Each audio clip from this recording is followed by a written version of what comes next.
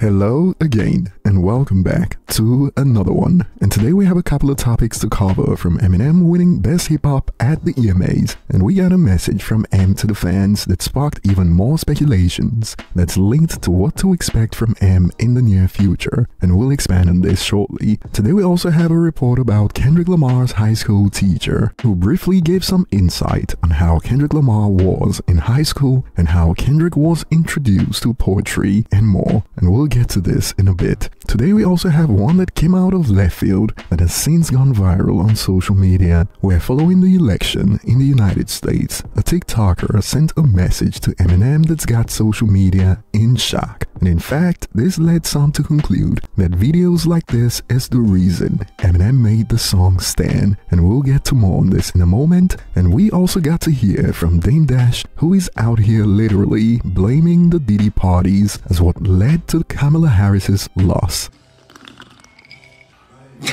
And yes, I know many of you are tired of the election stories, but this is something we can't escape as of right now, because hip-hop, as we all know, originated in the United States, and it just so happens that everyone in hip-hop is talking about the elections. I mean, even if an interview with Nas or Eminem were to release today, the question that would top the list in said interview would be about what they think about the US election results. It is the season. And before we get started, if you enjoy this content, don't forget to hit the like button, like it is unavoidable, just like the US election, and subscribe for more if you haven't. And starting with the latest report from YouTube, yet again, Eminem is the most viewed hip-hop artist of the week by far. Like Drake owns Spotify, Eminem owns YouTube Music, even more so, to the point that Tyler, the Creator, who topped Spotify on his release week, couldn't take the top spot on YouTube Music from M on his release week. And we also got more from the United Kingdom this week. Tyler, the Creator, tops the chart for hip-hop for the second week running, and Eminem increases his tally, this time to 4 albums on this week's UK chart, and the Eminem Show re-entered the chart this week,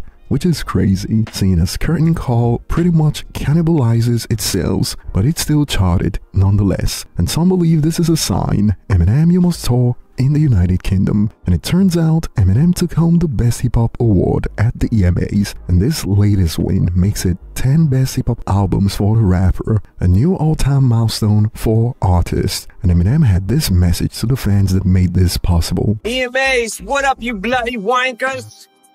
Thank you for this award. I appreciate y'all, man. Thank you so much. Sorry I couldn't be there right now. As you can see, I'm in the process of I'm hard at work, cleaning my studio. Thank you to everybody who helped me with this song, with the video, Steve Miller, Rich Lee, and thank you to y'all. You guys are incredible, and I will see you soon. I gotta get back to work. And some fans are convinced 100% M is headlining some shows in Europe next year. Our man doesn't lie, and we already seen some rumors even before this about how M plans to tour next year. But also remember that there was a time when M also claimed that he'd release a new album every single year, and he's been clean for over a decade now, but he's yet to deliver on that promise. But jokes aside, don't make travel plans to Europe just yet. And moving on, before we get to the TikToker's message to M, K-Carl News caught up with Kendrick Lamar's high school teacher who helped shape his future. Check out a snippet. Compton's own Kendrick Lamar scoring a Song of the Year nomination for his diss track, Not Like Us. But before the awards and the fame, Kendrick Lamar was a student at Vanguard Learning Center in Compton. And KCAL News reporter Elise Martinez talked with the teacher who Kendrick says helped him connect to hip-hop. Put this in it: figurative language, alliteration, personification, simile, metaphor. Whatever I'm telling you to put in it, trust your teacher. Longtime teacher Regis Inge knows what it takes to tell a good story. Trust me. He demands his students put everything they've got on paper. You gotta attack. You gotta attack. And that's what he did for his most famous former student, Kendrick Lamar. Kendrick was a very shy person, had a little stuttering problem, but he was a solid student. Inge has been an English and social studies teacher at Compton Early College for many years. But before then, he taught at Vanguard Learning Center a few miles away. And it was there that he integrated poetry into his curriculum and into Lamar's life. Inge says at the time, tensions were high amid a culture war. I needed to do something because they were angry and they were wanting to fight each other. And so I needed to figure out what can I do to get them to understand how to express themselves without their fists. Poetry. Inge turned Lamar and the other students onto rhymes, metaphors, and double entendres, then helped them connect that world to hip-hop and rap. Lamar is about to take the stage at the Super Bowl, and Inge, who he still keeps in touch with, will be watching. I'm very proud of him because he's the only hip-hop artist ever been given the Pulitzer Prize. The rap superstar may be his most well-known student, but Inge has helped many others become famous in their own right, from clinical therapists to sound engineers. It gives kids the understanding, like, I don't have to be a Kendrick Lamar to be successful. You can be successful just by being and going and be the first one to graduate out your family. That's success. And this sparked reactions like, you can tell how this man helped Kendrick. His influence is clear to see. Talent needs guidance, and Kendrick had the talent and the gift, and it is men like this that helped shape and mold the talent into what it is. And moving on, a video message from a TikToker to Eminem recently blew up on social media. Check it out. She may never get the chance to meet Eminem, and it is obviously Trump's fault. He's taking away the potential for her to meet and marry the rapper, which could have happened if Kamala remained in office. To make this video, can you guys please share this shit around so that he at least has a chance to see it? Because I may never get a chance to tell him this. I may never get a chance to tell him how much I love him. But if y'all can share this video so that Marshall can see it. I love you, Marshall. I always have. Since I was 8 years old. All I've ever wanted was to be your loyal wife, your loyal girlfriend, and your loyal friend. And that's not gonna happen now because of who just became president. I absolutely love you, and there's nothing I wouldn't do for you.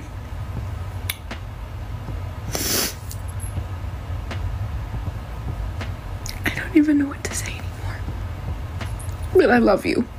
And I really hope that he sees this.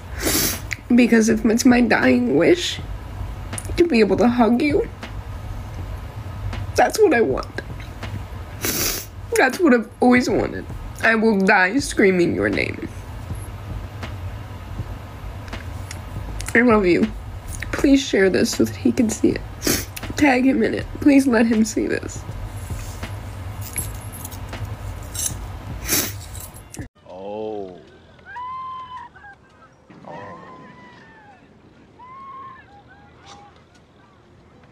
And some have expanded in response to the clip. This is why Eminem made the song stand, because of crazy fans like this that screamed for him, loudly crying emoji. And more on this note, someone needs to break it to her that this isn't happening under any president, laughing emoji. And Trump voters are out here trying to trigger Eminem as someone made a rendition of Trump rapping Without Me that probably took days of work and it's gone viral. Yes, back again. I'll create a monster, cause nobody wants to see Biden no more. They want Trump. I'm John Liver. Envy, just settle all the lawsuits. Fuck you, Nancy. This looks like a job for me. Damn. And we even got some source, trust me bro, report that have gone viral like this. I still can't get over the fact her campaign managers let her spend $10 million on Beyonce, $5 million for Megan Thee Stallion, $3 million for Lizzo, $1.8 million for Eminem, and actually thought it'd win her the election. Anyway, there's your $20 million in debt. The joy is gone, and it is not hard to tell immediately that this was made up. And I'm sure some of you already know why that is, and if you do, let us know in the comment section later. And moving on, we got Dame Dash out here pushing the narrative that Kamala Harris lost the election because so many rumored Diddy party participants came out to endorse her campaign. And as you'd see, he gave this narrative a lot of thought. Check out a snippet from American News Network. Just the way and how strategic it was, because now also I'm looking at, damn, how did he win? I'm like, yo, he like said every single thing that could trigger someone that anyone can say.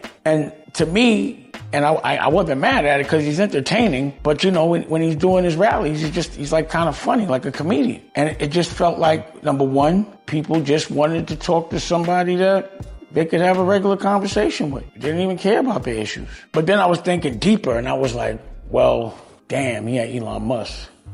And I was looking at Kamala's campaign. I was like, it was a pretty good campaign, but what I would have done different is I would have stood away from the celebrities. In this moment, to me, just because of the circumstances, it's not the best thing to be next to a celebrity. Like, I believe they leveraged the Puff thing so well. Like, I'm like, well, they didn't have any celebrities, and the celebrities they had were like C minor.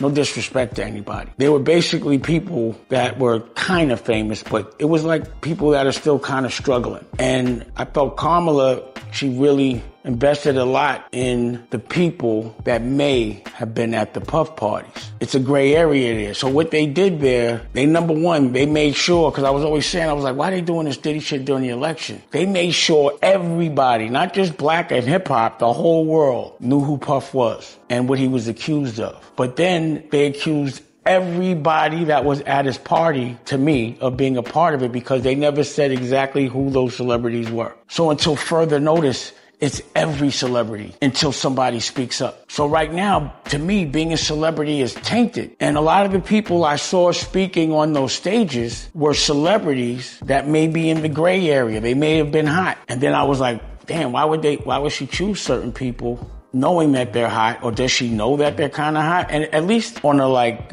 social media level. But think about it. Elon owns Twitter.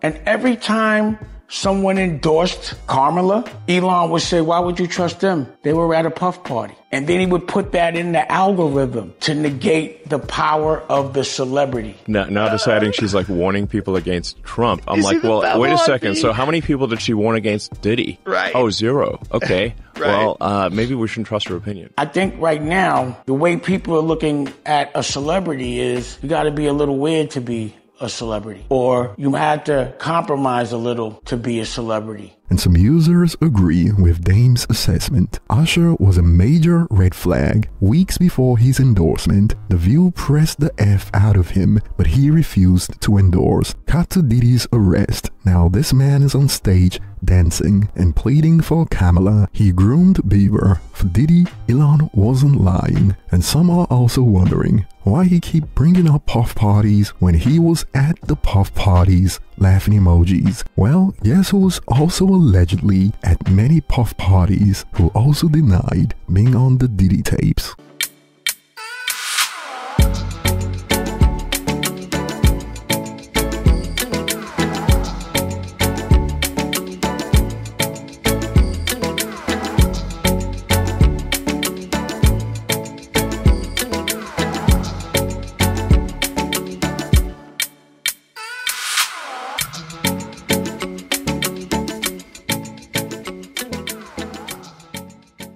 I'm not on these tapes, man.